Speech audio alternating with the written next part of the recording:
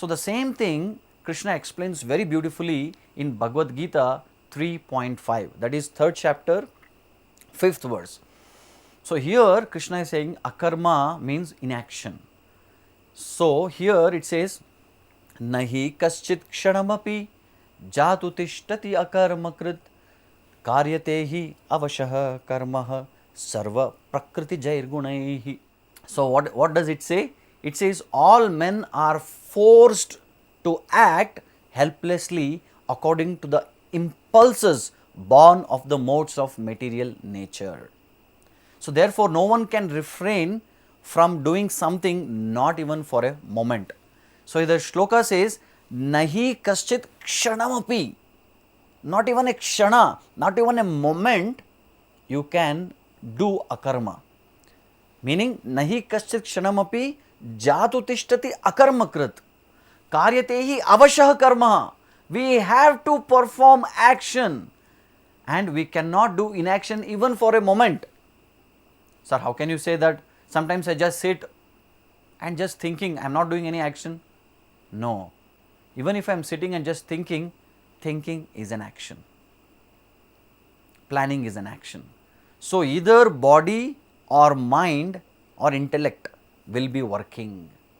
So, the point here is sometimes people say just don't do anything. Sometimes people say just meditate. What is a method of meditation? Don't think anything. It's quite interesting.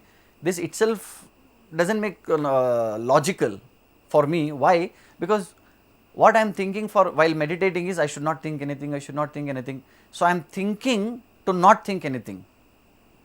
Hope you are getting the point. So, here Krishna is telling in the 3rd chapter, 5th verse, you cannot remain silent or you cannot do inaction even for a moment. Meaning, you have to always keep performing action.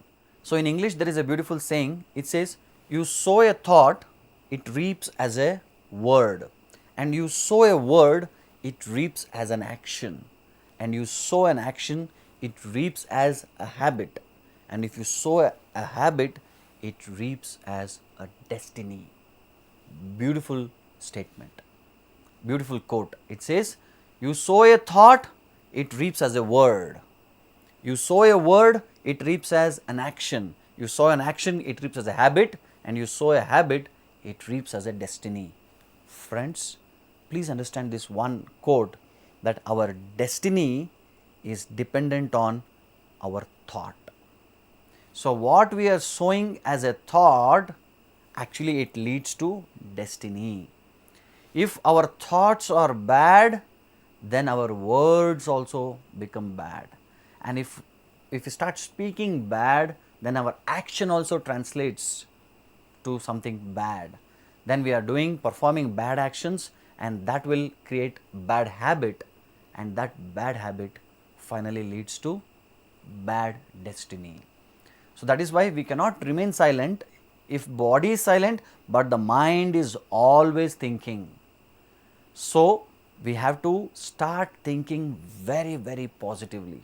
That is why it is said reading the scriptures like Ramayana, Mahabharata, Bhagavdgita, Puranas, Vedas, just by reading, reciting these verses, shlokas, actually purifies our mind and heart a lot. Those of you who have not tried it, please try it.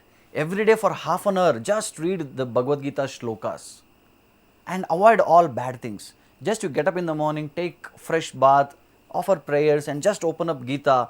Even if you don't understand, even if you don't know Sanskrit, no problem. Whatever may be your language, take up a book, Bhagavad-gita, and just read the shlokas. Just by reciting these shlokas actually can purify us a lot. Just chanting these mantras purify a lot. So, if we don't do this, then from where do we get positive thoughts? Yes, thanks to this kind of channels like Shankara and spiritual channels, which actually helps us to somehow associate with great people. There are so many saints, sadhus, sannyasis, they come and give pravachan. So, just by hearing these people, there is a lot of purification in the heart. We can feel that positive vibrations. So, that is the point here. So, here inaction means it is not just not doing anything, but doing something as per the law of dharma or a law of God. That is the point here.